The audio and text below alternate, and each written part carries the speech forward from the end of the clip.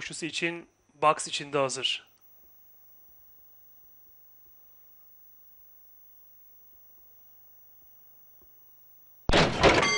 Şimdi start verildi ve koşuda başladı sayın yarışseverler. 10 numaralı Derya Can Kızı ve 14 numaralı Eurodice ikişer boy sonra koşuya başladılar.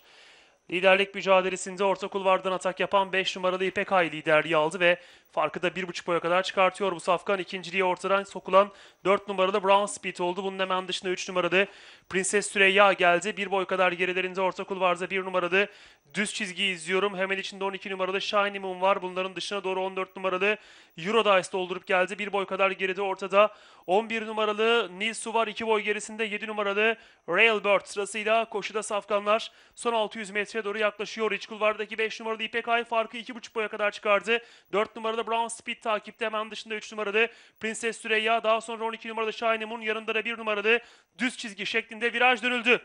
Son 400 metreye girildikten sonra orta kulvardan atak yapan 4 numaralı Brown Speed geldi. İçindeki 5 numaralı İpek Ay'ı yakaladı. Daha geriden dıştan 1 numaralı düz çizginin de ataklarıyla safkanlar son 200'e doğru yaklaşıyor. Şimdi önde kalabalık bir grup toplandı. En dış kulvardan gelen 1 numaralı düz çizgi asfaltla liderliği aldı. Bariyer dibine 6 numaralı Tinno da aldı. Aralardan da 8 numaralı Texaslı Begüm kendini gösterdi. İçeriden gelen 6 numaralı Tinno liderliği aldı. Dışarıdan Texaslı Begüm geliyor.